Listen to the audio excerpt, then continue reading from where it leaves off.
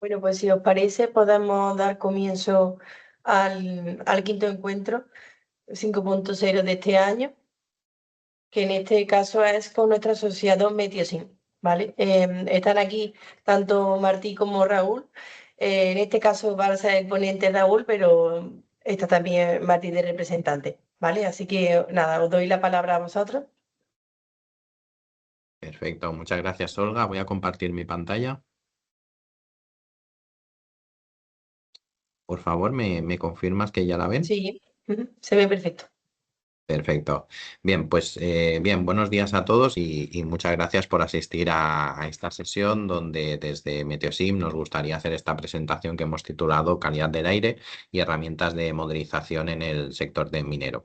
Antes de nada me presento, yo soy Raúl Arasa, yo soy doctor en física y meteorólogo. Estoy trabajando en Meteosim como director de tecnología aplicada y además soy profesor en la Universidad Internacional de Andalucía y en la Universidad de Granada. Básicamente en esta presentación que voy a intentar ser relativamente breve para que nos dé tiempo de un turno de preguntas, consultas y también un poquito de debate, he estructurado la presentación como sigue. Muy brevemente les voy a presentar a nuestra empresa Meteosim para después explicarles un poquito cuál es el marco legal en términos de calidad del aire. Estoy seguro que ustedes ya conocen cuál es la legislación de calidad del aire, pero también explicarles la nueva directiva, la 2881 del 2024, qué cambios fundamentales provee y qué cosas de alguna manera o qué impacto puede tener sobre el sector minero. Una vez veamos esto, voy a hacer un breve repaso de modelización, voy a hablar muy brevemente de características de modelos, de cómo elegir el modelo más apropiado para cada una de las circunstancias, etcétera, para ya directamente explicarles algunas aplicaciones, herramientas de diagnóstico y predicción ambiental que tenemos desarrolladas, así como los últimos desarrollos y los últimos trabajos en el sector minero que estamos realizando. Bien, seguramente muchos de ustedes nos conocen como empresa. Somos miembros obviamente de Aminer, como decía Olga en la introducción. Llevamos trabajando en el sector minero bastantes años. Somos una empresa pequeña, somos 25 personas. Estamos situados en Barcelona, aquí en España, pero damos servicio a cualquier parte del mundo. Somos muy activos tanto aquí a nivel de península ibérica como en países con tradición minera como podrían ser Perú, Chile o Colombia, donde también estamos desarrollando allí servicios. Nuestra base es una base científico-técnica, es una base que a partir de herramientas de modelización damos servicios a múltiples sectores. Como les decía, hemos trabajado en muchos países del mundo y llevamos pues, proveyendo soluciones desde el año 2003. A nivel de sectores, trabajamos no solo en minería, sino también en química, en energía, en agua, en oil and gas y para cuestiones del sector público. Bien, como les decía, para conocer un poquito mejor qué es lo que hacemos, no hay nada mejor que hacer esta presentación y explicarles las herramientas de modelización con las que trabajamos. Voy a empezar pues hablando brevemente de la legislación de calidad del aire y el impacto de la nueva directiva. Antes de ello, déjenme decirles que a nivel de legislación tenemos que diferenciar entre tres tipos de legislaciones diferentes. Tenemos la legislación relacionada con las emisiones, la legislación relacionada con las concentraciones en aire ambiente o calidad del aire ambiente y con la legislación relacionada con la toxicidad o la seguridad. Es decir, en este último caso son aquellas que representan los valores límite que no deberían excederse para evitar problemas, sobre todo en el a corto plazo en la salud de las personas. De lo que vengo a hablar ahora a nivel de legislación es de la legislación a nivel de calidad del aire ambiente, que es aquella que representa unos valores límite que no deberían excederse para evitar sobre todo problemas a largo plazo, tanto en la salud de las personas como en algunos casos sobre los ecosistemas y la vegetación. Es aquella legislación que está expresada pues para NO2, SO2, CO y sobre todo material particulado grueso y fino, PM10 y PM2,5, que van a ser sobre todo lo que más nos interese a nivel del sector minero. Es una legislación que normalmente los valores límite que tienen asociados están expresados para periodos de tiempo, es decir, promedios temporales, ya sean de 30 minutos, de 1 hora, de 8 horas, de 24 horas o valor diario y o año civil. En función del contaminante se establecen unos contaminantes u otros. Bien, esto simplemente para que tengamos claro que cuando voy a hablar de legislación me voy a referir a la legislación relacionada con la calidad del aire ambiente. ¿Cuál es la actual Directiva Europea de Calidad del Aire? La actual Directiva de Calidad del Aire, la que está en vigor, es la del año 2008/50, que en España tiene su transcripción, que es el Real Decreto 102 del año 2011. ¿Qué es lo que incluye este tipo de directivas de calidad del aire? Incluye unos valores límite o valores objetivos o umbrales de información de alerta o niveles críticos, es decir, define una serie de valores que no deben ser sobrepasados si no queremos tener pues, algún tipo de penalización, si no queremos o definir algún tipo de protocolo cuando se supera alguno de estos valores. Es una de las partes fundamentales de cualquier directiva de calidad del aire, pero la directiva va mucho más allá de lo que podríamos denominar un inventario de valores límite, ¿no? ¿Qué quiero decir con esto? Que estas directivas también incluyen pues, cuándo los planes de calidad del aire deben ser preparados, cómo los contaminantes deben ser medidos, es decir, qué métodos hay que utilizar, si habla de métodos oficiales, métodos que no, etcétera. También te menciona cómo caracterizar una estación de calidad del aire. Las estaciones de calidad del aire se pueden distribuir o se pueden clasificar, mejor dicho, entre urbanas, suburbanas o rurales, o de industria de tráfico o de fondo, en función de dónde están ubicadas. También te dice cómo tenemos que contabilizar la contribución de fuentes naturales o qué efecto tiene. Nosotros en España estamos afectados, por ejemplo, por las intrusiones saharianas, ¿no?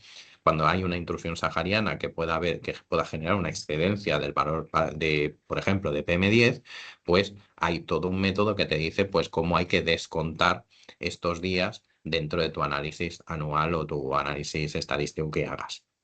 Te habla también de la incertidumbre de las medidas, de la incertidumbre de la modelización o de la definición de zonas de calidad del aire. Es decir, la directiva va mucho más allá de ser propiamente un inventario de valores límite, aunque ahora brevemente nos vamos a centrar obviamente en esos valores límite.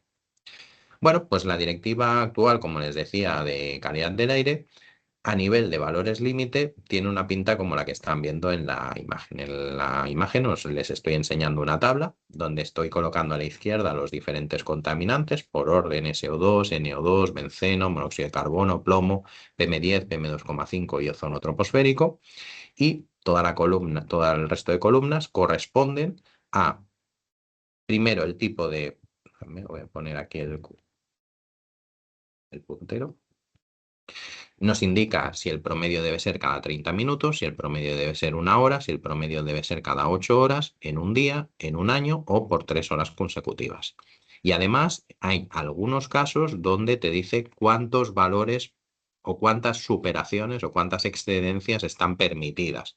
Es decir, por ejemplo, en el caso del NO2, vemos que el valor estadístico o el valor límite que nos define es en 1 hora, no se debe superar los 350 miligramos por metro cúbico, pero puedes hacerlo en un total de 24 veces al año, es decir, de las 8.760 horas que tiene un año, 24 veces se puede superar. Cuando llegamos a la 25ª, diríamos que realmente ahí ya estamos consiguiendo una superación de ese valor límite. Bueno, esto es un poco la foto de todos los valores límite por contaminante que define la directiva del año 2008. Nosotros, como decía, nos vamos a centrar obviamente en las partículas, que es lo que nos interesa más desde el sector minero. Tenemos un valor diario de PM10 de 50 microgramos por metro cúbico, que no se debe superar más de 35 veces, y año civil de PM10 40 microgramos y de PM2,5 20 microgramos por metro cúbico. Vamos a quedarnos un momentito con esto. Además, el Real Decreto 102/2011, que como les decía es la transcripción española, añade una serie de contaminantes adicionales. En el caso que nos ocupa para el sector minero, menciono como de mayor importancia aquellos que tienen que ver con los metales pesados, como serían el arsénico, el cadmio o el níquel, donde hay unos valores límite de 6, 5 y 20 nanogramos metro cúbico como un promedio en un año. Bueno, esto es la directiva que se aprobó, como les decía, o que entró en vigor desde el año 2008, es decir, ya ha llovido bastante, pero justamente hace 2 años, a finales del año 2024, concretamente en octubre, se aprobó una nueva directiva de calidad del aire, la directiva 2881/2024. ¿Cuál fue el objetivo de esta nueva directiva? El objetivo de esta fueron dos, básicamente. El primero fue definir unos valores límite mucho más estrictos para todos los contaminantes a partir del año 2030. Insisto mucho en esto. Aunque es una directiva que está publicada, los valores límite no entran en vigor hasta el año 2030. ¿Eso qué quiere decir? Que desde el año 2024, que se aprobó en octubre del 24, los países miembros de Europa tenemos 6 años para alcanzar esos nuevos objetivos. Ese fue uno de los objetivos. Y el segundo objetivo fue con la visión a nivel europeo, de llegar a la cero contaminación, a los 0 microgramos metro cúbico en el año 2050, ¿vale? Yo no entro en decir si esto es factible, no es factible, si es viable, no es viable. Simplemente explico cuáles los principales objetivos de esta directiva. Y para hacer eso, ¿cómo lo plantearon? Bueno, pues lo que plantearon fue los valores límite los vamos a asemejar mucho a aquellos definidos por la Organización Mundial de la Salud. La Organización Mundial de la Salud da unas recomendaciones, ellos no pueden poner normas, pero da una serie de recomendaciones de los valores que no se deberían exceder. Bueno, pues los valores límite que aparecen en esta nueva directiva son mucho más semejantes a los de la OMS que los que había en el pasado. Y después le da mucha importancia a dos conceptos: a la monitorización, es decir, a la medición, conocer qué es lo que está aconteciendo a nivel de los datos en las estaciones sensores de calidad del aire, uno, y dos, a la modelización. Cómo las herramientas de modelización nos pueden ayudar a una mejor gestión y predicción de la calidad del aire. Y posteriormente les voy a explicar qué es la modelización, qué modelos existen, cómo seleccionarlos, etc. Y además menciona que todos los planes de calidad del aire, todos los roadmaps que se generen van a ser mucho más estrictos que los que había en el pasado.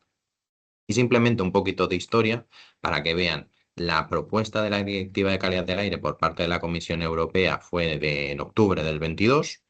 Y después hubo la aprobación inicial por parte del Pleno del Parlamento Europeo, en octubre del 24 una aprobación final por parte del Parlamento Europeo y su ratificación, y fue en noviembre del 24, antes he dicho octubre, perdón, en noviembre del 24 cuando se publicó en el Diario Oficial de la Unión Europea.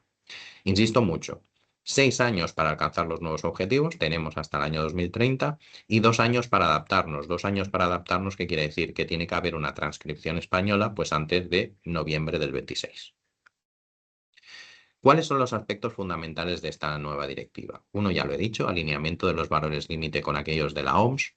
Aparecen nuevos contaminantes como las partículas black carbon, como el amoníaco, las partículas ultrafinas. Fíjense, hasta ahora las partículas que han sido de nuestro interés han sido inferiores a 10 micras o inferiores a 2,5 micras. Las ultrafinas ya son inferiores a 0,1 micras. Son aquellas que nos pueden llegar al torrente sanguíneo.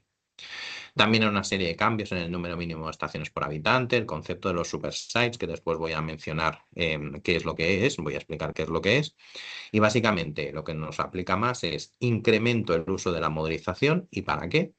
Y muy importante, la directiva va acompañada de 2 guías, una de modelización y otra de medición, donde aquí mi recomendación es, si alguna vez tienen que contratar un servicio, ya sea de monitoreo como ya sea de modelización, contraten a aquellas empresas que conozcan estas guías y que las sigan de la forma más estricta posible.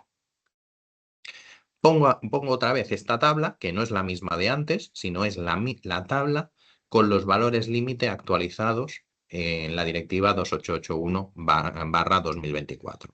Y nos vamos a centrar en el caso de las PM10 y como PM2,5. Aquí en el cuadradito rojo tienen lo que nos decía la anterior directiva, y aquí, como ven en donde estoy marcando con el cursor, la información de la nueva directiva. ¿Qué cambios fundamentales hay? Pues, por ejemplo, el valor de PM10 en un día pasa de 50 a 45 microgramos metro cúbico, que pueden decir es mucho, hay poca diferencia, hay poca diferencia. ¿Cuál es el cambio fundamental? Que de esas 35 ocasiones permitidas, 35 de 365 días, ahora pasamos a tener 18, es decir, casi la mitad. Y en el caso de PM2,5 no teníamos un valor límite legislado y ahora tenemos un valor de 25 microgramos metro cúbico que no se puede superar más de 18 ocasiones. Si nos fijamos en los años civiles, es decir, el promedio en un año, pasamos de 40 y 20 para PM10 y PM2,5 respectivamente, pasamos a la mitad en cada uno, 20 y 10 microgramos metro cúbico. Y muy importante, aparecen unos nuevos límites o unos nuevos valores que son valores que se denominan de información o de alerta, como ven aquí, que te hablan, por ejemplo, cuando se supere un valor de 90 microgramos metro cúbico, se está superando el valor de información o 50 en el caso de PM2,5. ¿Esto qué quiere decir?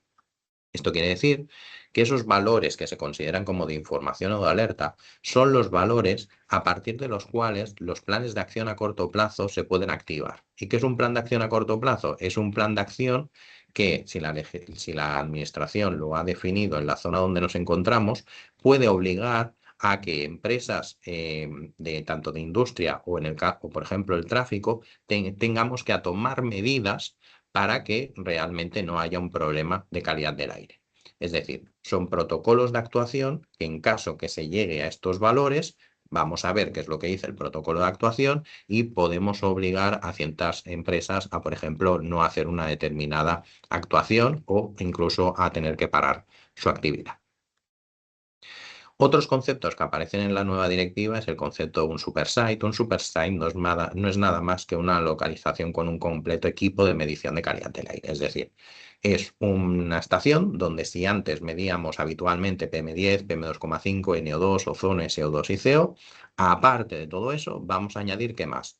Vamos a añadir partículas ultrafinas, vamos a añadir black carbon, vamos a añadir metales pesados, vamos a incluir dentro de las PM2,5 la composición química, es decir, vamos a tener mucha más información con la que tomar medidas. Siguiendo la directiva, lo que se planifica es que cada 10 millones de habitantes debe haber un supersite. En el caso concreto de España, por ejemplo, en el sur de España, en Andalucía, se prevé que haya un supersite donde, si no, mi información no es incorrecta, probablemente esté ubicada en Granada. Bueno, ¿y todo esto a qué nos lleva? Bueno, pues todo esto nos lleva a unas fotos como las que les estoy enseñando. Ahora, permítanme que enseñe un mapa de Cataluña, pero este mapa lo podría haber preparado para España o para la Unión Europea, porque tiene unas características similares. Me explico. Si nos fijamos en la imagen de la derecha, tenemos dos fotos. La foto de la izquierda es la comunidad autónoma catalana dividida por zonas de calidad del aire. Y dentro de cada zona de calidad del aire, que como sabrán son zonas del territorio donde la calidad del aire es más o menos similar, ven una serie de puntitos que corresponden a la ubicación de las estaciones de calidad del aire. Y la imagen de la derecha es lo mismo, la representación es la misma. ¿Cuál es la diferencia?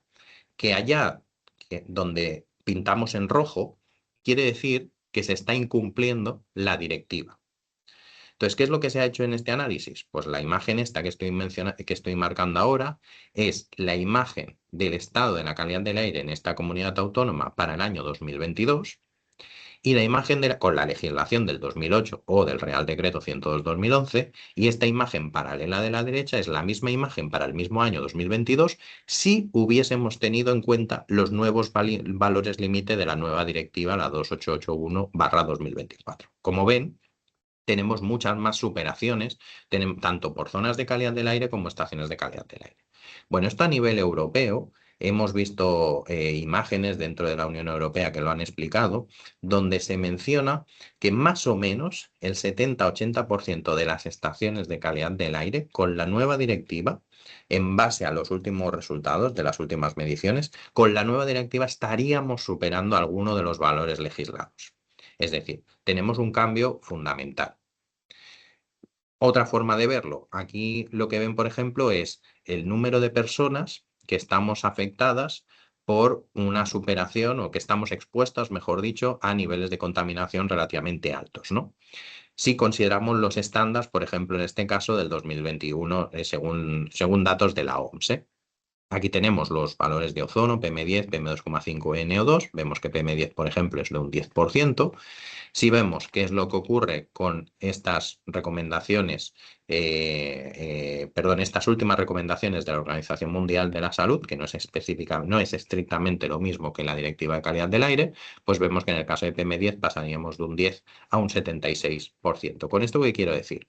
Con esto lo que quiero decir es que ha habido una modificación de la legislación vigente que entra en vigor De hecho, la directiva ya está publicada, pero esos valores límite no nos entran en vigor hasta el año 2030, que va a suponer un cambio fundamental, un cambio de paradigma, un cambio importante, relevante, de dónde estamos midiendo la calidad del aire, de los niveles que estamos midiendo. ¿Y esto en qué se va a traducir? Pues no digo, voy a decir una obviedad, se va a traducir en una mayor presión tanto a nivel de comunidades autónomas y de ciudades, y esa presión a nivel de comunidades autónomas se va a traducir en una mayor presión a nivel de la industria, entiendo que también para el sector minero. Y ese es un poco el fundamento de hacer esta explicación dentro de esta charla, ¿no?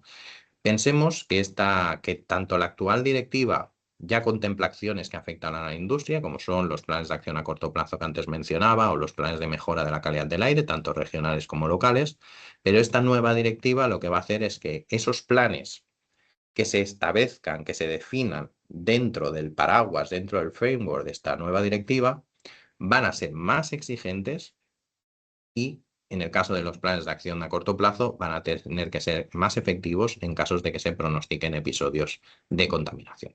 Bueno, esto era simplemente un poquito para que vean cuál es el cambio de paradigma, cómo estamos a nivel de legislación. Estoy seguro que muchos de ustedes estarán ya familiarizados con esta nueva directiva, pero que estemos al caso de lo que nos viene. Y como les decía, dentro de la nueva directiva, uno de los aspectos fundamentales es la modelización. Entonces, ¿qué es esto de la modelización? A mí me gusta definir la modelización como una representación de la realidad. Es decir, modelizar no lo entiendo, después de más de 20 años dedicándome a esto, no lo entiendo como más que intentar representar lo que está aconteciendo, que en el caso concreto de la contaminación atmosférica es representar qué cantidad de contaminantes se inyectan a la atmósfera y cómo se dispersan en ella. ¿Vale? De hecho, en términos de esta Directiva de Calidad del Aire que ahora mencionaba, la 2881/2024, nos dice, nos explicita que la modelización puede ser usada, pues, por ejemplo, para definir dónde hay que colocar las estaciones de monitoreo y su representatividad, para hacer un análisis de los niveles de concentración de contaminantes, es decir, no solo a partir de estaciones, sino a partir de modelización podemos estimar si se está superando un valor límite o no, para estimar la contribución de fuentes, es decir, para conocer qué porcentaje viene de un determinado sector y dentro de un sector de las diferentes fuentes, etcétera, para diseñar y seleccionar un conjunto de medidas para incluir en los planes de calidad del aire para que estos sean efectivos y, muy importante, que cada vez va a estar más en boca de todos, para hacer pronósticos de calidad del aire a corto plazo, para avisar a la población y para activar medidas en el caso que se requiera. Bueno, la nueva directiva lo plantea y me gusta a mí explicar qué tipos de modelos existen, ¿no? Pues diríamos que existen dos tipologías de modelos, los modelos físicos o los modelos matemáticos numéricos. Los modelos físicos no voy a entrar en ellos, pero los modelos físicos son representaciones a escala. Es decir, por ejemplo, un túnel del viento, ¿no? Que se entiende muy bien. Un túnel de viento, tú intentas analizar cómo es el campo de vientos en esa zona en concreto, intentando simular lo que ocurre en una determinada ubicación. Los modelos a los que nos vamos a referir nosotros y con los que nosotros trabajamos son modelos matemáticos o numéricos. Y dentro de los modelos matemáticos o numéricos tenemos que definir de dos tipos, los modelos determinísticos o los modelos ahora muy de moda data-driven, modelos de machine learning o modelos, si quieren, basados en técnicas de inteligencia artificial. ¿Cuáles son las características de cada uno de ellos y cuáles son las ventajas y los inconvenientes de cada uno de ellos? Porque no es que unos sean mejores que los otros, sino que en función de la casuística, en función de la zona, en función de la problemática que queremos resolver, sería más interesante utilizar uno u otro. Los modelos basados en datos, en ciencia de datos, lo que intentan son utilizar relaciones empíricas entre una serie de inputs y el output. El output en este caso van a ser la medida, la concentración de contaminantes o los niveles de calidad del aire. ¿Cuáles van a ser los inputs? Pues, por ejemplo, las variables meteorológicas, el histórico de las estaciones de calidad del aire, las emisiones o, por ejemplo, la operativa de una determinada planta, como sería, por ejemplo, una explotación minera. ¿Qué grandes ventajas tienen? La gran ventaja que tiene es que el tiempo de computación, es decir, lo que nos cuesta a nivel de máquinas, a nivel informático, si lo desean, es mucho más barato, es mucho menos costoso. Por contra, modelos de este tipo normalmente no te permiten conocer el porqué de las cosas, no te permiten conocer el por qué ocurre una determinada cuestión. Aunque te dé con un alto nivel de precisión el resultado, normalmente no te ayuda a conocer qué es lo que subyace, qué es lo que tienes detrás de por qué acontecen las cosas. Mientras que los modelos determinísticos son aquellos que se basan en ecuaciones matemáticas que lo que intentan es describir los principios fundamentales de la física y de la química atmosférica. Es decir, todo lo que conocemos de la física y de la química de la atmósfera lo intentamos traducir a una serie de ecuaciones y esas ecuaciones las programamos en unos modelos e intentamos resolver esos modelos. Gran ventaja, pues que entendemos el porqué de las cosas, sabemos por qué ocurren las cosas. Gran inconveniente, pues el tiempo de computación. Hay modelos que son menos costosos, otros que lo son mucho más, pero en cualquier caso son mucho más costosos que lo que podrían ser modelos basados en ciencia de datos. Insisto, no se trata de cuál de los dos modelos es mejor, sino que utilizar dentro de ambos modelos cuál de ellos nos interesa más para cada casuística. Dentro de los modelos determinísticos, déjenme decirles que son modelos que empezaron ya por los años 60, de los 60 del siglo pasado. No voy a hacer aquí una clase de modelización, no es de nuestro interés, pero sí que déjenme mencionarles que desde los años 60 han aparecido lo que se conocen como modelos gaussianos, modelos de caja, modelos lagrangianos, modelos eulerianos. Cada uno de ellos tiene sus características propias y aunque haya modelos que tengan más de 40 años de existencia, tipologías de modelos, aún a día de hoy para ciertas situaciones funcionan mejor que otros modelos que son mucho más sofisticados, ¿no? O incluso modelos CFDs. Lo importante de todos ellos, insisto, no es una clase de modelización, lo importante de todos ellos es que en función del contaminante, en función de la zona topográfica, en función de las características, cada uno tiene unas ventajas e inconvenientes, unas limitaciones en algunos casos. Entonces, lo que tenemos que utilizar es, para cada uno de los casos que nos ocupa, qué tipología de modelo nos interesa más u otro. Y entonces, a mí me gusta resumirlo muy brevemente cuando nos planteamos qué modelo escoger, pues las 4 preguntas o los 4 análisis que yo recomiendo realizar. El primero es, cuando nos planteamos, insisto, cuando nos planteamos qué modelo debemos escoger, el primero es qué contaminantes queremos simular. ¿Por qué?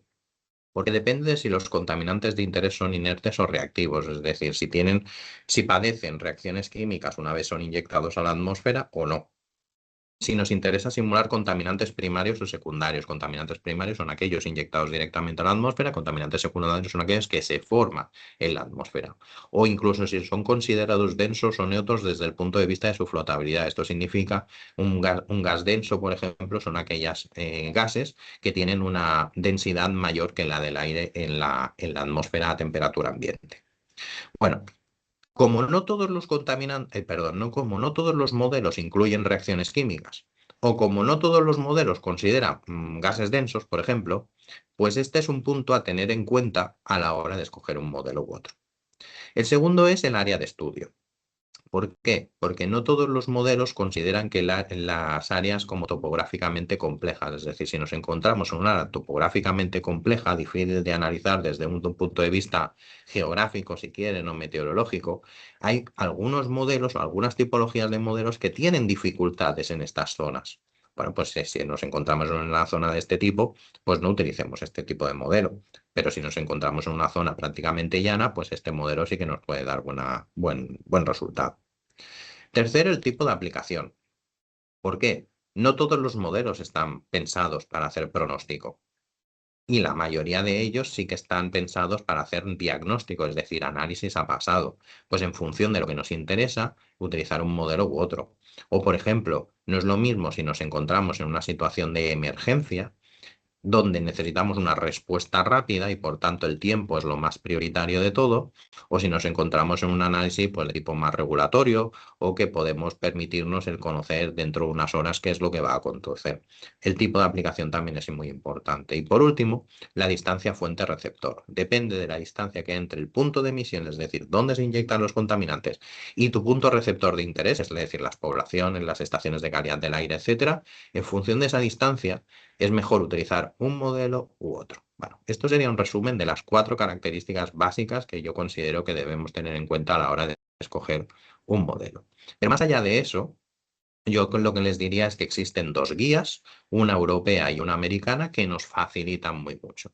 Una es la desarrollada por la EPA, por la Agencia de Protección del Medio Ambiente norteamericana, el Support Center for Regulatory Atmospheric Modeling, SCRAM, donde te dice qué modelos escoger y ellos te hablan de modelos en concreto con nombre y apellidos. Nombre y apellido quiere decir el nombre del modelo.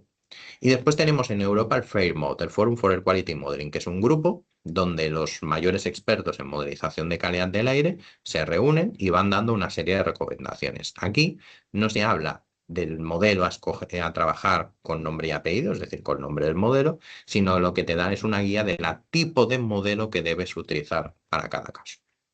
Pero como les decía antes, dentro de esta nueva directiva de calidad del aire ha aparecido una cuestión muy relevante, que es que tenemos una guía propia de modelización. Aspectos relevantes de esta propia guía, pues te dice, clasificamos los modelos y cuándo utilizar cada uno de ellos, qué nivel de detalle espacial debemos utilizar, qué horizonte de pronóstico, es decir, un pronóstico a 24, 48, 72 horas, cómo tenemos que calibrarlos y validarlos, qué condiciones meteorológicas, qué input meteorológico necesitamos, cuál es el rol que pueden jugar en los planes de acción a calidad del aire. Es decir, que ya tenemos una guía, ahora sí. Hasta hace unos años no existía, pero ya tenemos una guía que nos da una serie de recomendaciones de cómo utilizarlo. Y bueno, sin entrar en detalle, esto es toda la lista de modelos de dispersión de contaminantes que desde Meteosim utilizamos. Trabajamos desde hace muchos años con modelos como ARMOD, CalPAF, CMAP, WorkChem, HighSplit o SLAP para temas de emergencias, R-Line para otras cuestiones como son de tráfico, OpenFOAM en el caso de CFDs, y bueno, también lo he querido añadir como el modelo WRF, que no es de dispersión de contaminantes, pero es el que nos genera la información meteorológica que nosotros corremos, que nosotros simulamos y que nos da la información meteorológica introducida en los modelos de dispersión de contaminantes. Y muy brevemente, como les decía, esta nueva directiva de calidad del aire le da un peso muy importante a la modelización. Y aquí lo que he intentado ha sido resumir en 8 puntos, a nivel de bullet points, los diferentes roles que la nueva directiva establece específicamente para la modelización. Y como podrán ver en la pantalla, pues como nos dice, para lograr máxima precisión en la modelización, los Estados miembros designaremos autoridades competentes que nos den una serie de recomendaciones. Podremos combinar los datos de medición con resultados obtenidos de la modelización para conocer superaciones de los umbrales. La modelización nos puede ayudar a identificar posibles superaciones adicionales de los umbrales y a notificarlas en zonas que no estén cubiertas por estaciones fijas, diseñar la red de medición, reubicarlas, etc. Y el punto más importante para mí, cuando las aplicaciones de modelización muestren que se superarán umbrales, por ejemplo, en las próximas 24, 48 o 72 horas, los Estados miembros podremos aplicar medidas de emergencia según lo que esté indicado en los planes de acción a corto plazo. Es decir, la modelización es una técnica que nos sirve para adoptar medidas y esas medidas pueden ser: ustedes en la empresa tal o en la empresa Pascual no pueden hacer según qué actividad. O a nivel, por ejemplo, de la movilidad urbana, pues dentro de una determinada ciudad no se va a poder hacer una determinada cuestión, o hay que reducir la velocidad de circulación, o ciertos vehículos no pueden entrar, etcétera, etcétera, etcétera.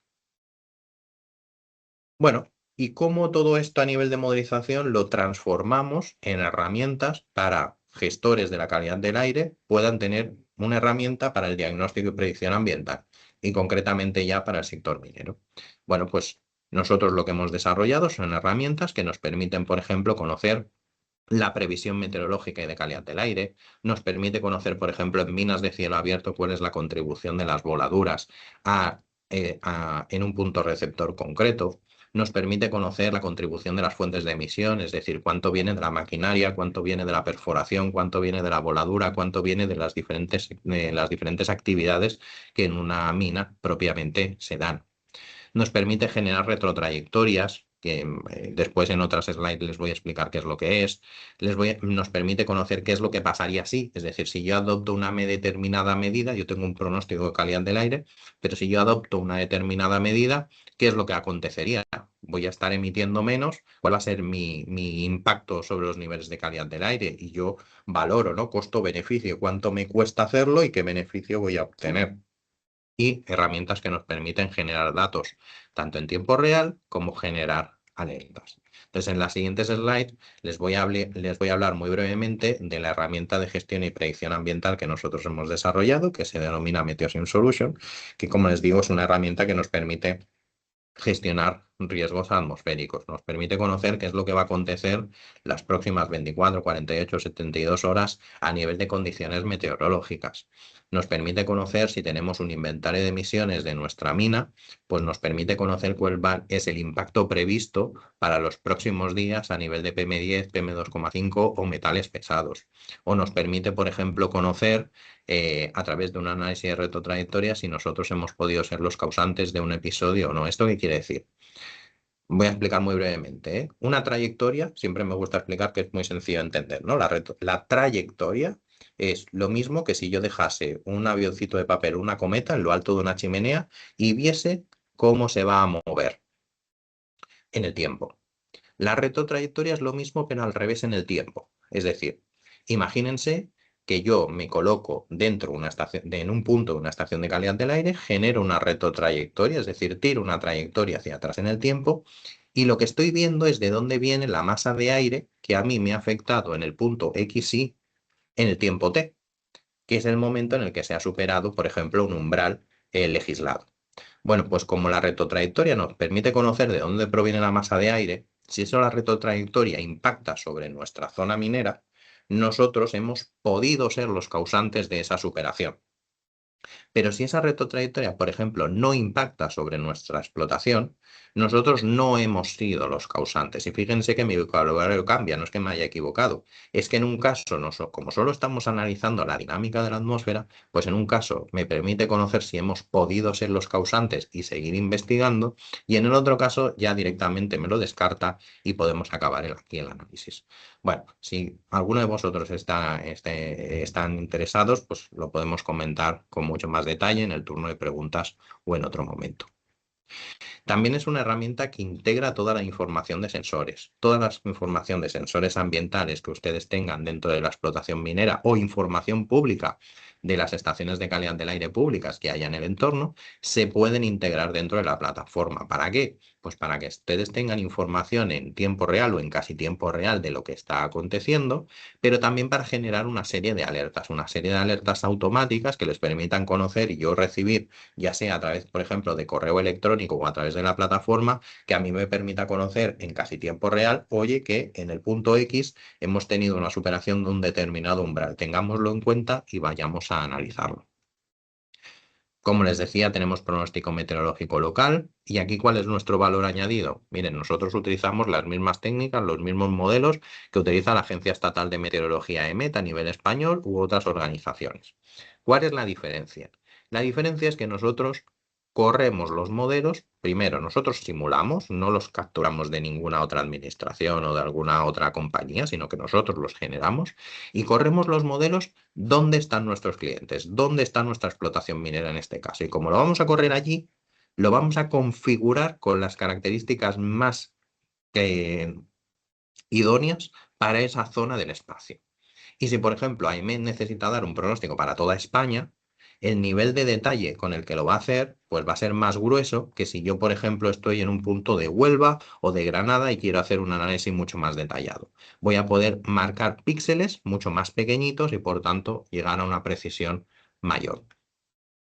Con temas de calidad del aire, pues nosotros hacemos análisis de inventarios de emisiones, calculamos las emisiones a partir de todas las operativas diarias que los clientes mineros nos indican y nosotros esa información, junto a la información meteorológica, la metemos en modelos, por ejemplo, dentro del modelo CalPAF o dentro del modelo ARMOD, que nos permite generar mapas, como el que están viendo ahora en la imagen, de impacto sobre los niveles de calidad del aire, como digo, de PM10, PM2,5 o, por ejemplo, metales pesados. Tenemos todo el tema de análisis de retrotrayectorias, como les comentaba antes, para saber si nosotros hemos podido ser los causantes de una superación de un umbral o no. Tenemos también un módulo de simulación de voladuras. ¿Esto qué quiere decir? Mañana, la semana que viene, se planifica una determinada voladura en una determinada ubicación. Yo quiero conocer cuál va a ser el impacto. Yo quiero conocer de forma previa cómo va a ser el impacto de esa voladura sobre los niveles de PM10. Ustedes sabrán mejor que yo que las voladuras es un tema relativamente controvertido que a nivel, en ciertas ocasiones, sobre todo por aspectos de visibilidad, sonido, etcétera, que a nivel de concentración de contaminantes suelen ser picos puntuales a nivel de PM10 o de PM2,5 más todavía, que no tienen un mayor, que en comparación de la legislación no supera ningún umbral, pero eso no quiere decir que no genere un problema muy puntual en lapsos de tiempo muy pequeñitos. Bueno, pues tenemos una herramienta que también nos permite simular las voladuras y conocer cuál va a ser el impacto sobre los niveles de PM10 o PM2,5. Y además de todo ello, y ya para ir acabando, me gusta explicar que somos una empresa que es muy importante para nosotros la mejora continua y el ir metiendo cada vez mayores innovaciones dentro de todos nuestros procesos, de manera que mejoramos las herramientas tanto de modelización como de datos que estamos utilizando. Y simplemente a modo de resumen y muy rápido, ¿qué es lo que hemos hecho durante este último año y medio? Para que vean algunos ejemplos. Hemos utilizado una técnica de modelización inversa para estimar mejor las emisiones en el caso concreto de las voladuras. En el caso concreto de las voladuras, tradicionalmente se ha utilizado un método, está totalmente obsoleto, muy antiguo, que no genera buenos resultados de qué es lo que está emitiendo el proceso de voladura. Bueno, pues lo que hicimos en este caso concreto fue utilizar un ajuste semiempírico que a partir de datos de concentración de contaminantes y condiciones meteorológicas nos permitiera estimar mejor qué es lo que se estaba inyectando a la atmósfera procedente de una voladura. Y bueno, aquí les he mostrado un resumen, no tengo tiempo de explicarlo en profundidad, pero si alguien tiene interés lo explico después o en otra sesión. También hemos generado técnicas de nowcasting. ¿Esto qué quiere decir? Técnicas de nowcasting son, si el forecasting significa qué es lo que va a pasar a 1, 2, 3 días, el nowcasting es qué es lo que va a pasar a 1, 2, 3 horas. ¿Y esto cómo lo hacemos? Pues a partir de fundamentalmente datos de las estaciones de calidad del aire, sensores y también modelización meteorológica. A partir de toda esta información y técnicas de Machine Learning, queremos conocer qué es lo que va a acontecer a 1, 2, 3 horas vista, donde aquí tenemos, lo que buscamos es una respuesta casi inmediata y la toma de medidas casi inmediata para no poder superar algún KPI que nosotros incluso internamente nos hayamos marcado. Hemos generado también una herramienta que hemos denominado Ensemblage, donde lo que estamos intentando es también, para el proceso de las voladuras, mejorar aún más cómo podemos cuantificar el efecto que tiene sobre los niveles de concentración de PM10. Y en este caso hemos querido ir más allá y no dar un pronóstico determinístico, sino un pronóstico probabilístico, es decir, qué porcentaje de impacto pensamos que va a tener una determinada voladura en un determinado punto receptor. Y finalmente, y me hace bastante ilusión poder explicarles ni que sea brevemente esto, uno de los proyectos que tenemos en curso este año, que es el proyecto Voladis, en el que además lo estamos ejecutando con Atalaya Río Tinto, que también es asociado aquí de Aminer, junto con una serie de empresas como son Mining Ideas, Rocha Blas Engineers o GRAS, y muchas universidades o centros de investigación, como son la Universidad de Huelva, la Universidad de Barcelona, la Universidad de Granada, el Instituto Interuniversitario de Investigación del Sistema Tierra en Andalucía, ISTA, el CSIC, la Universidad Carlos III de Madrid o el CIMNE. ¿Qué es lo que hemos hecho? Hemos ido hace un par o 3 de semanas a Río Tinto y durante una determinada voladura lo que hemos hecho ha sido caracterizar muy bien a través de gravimetría, de drones, de LiDARs, de nefelómetros, que son equipos que nos permite conocer los niveles de material particulado en el entorno, pues hemos medido muy bien, porque a partir de todas esas mediciones, ¿qué vamos a hacer? Pues vamos a modelizar mucho mejor qué es lo que está aconteciendo durante el proceso de la voladura. Y bueno, aquí simplemente había marcado algunas imágenes de algunas fotos que habíamos generado durante el proyecto. Bueno, he intentado ajustarme lo máximo al tiempo que teníamos. Discúlpenme si me he excedido un poco, espero que haya sido de su interés. Muchas gracias por su atención y Olga.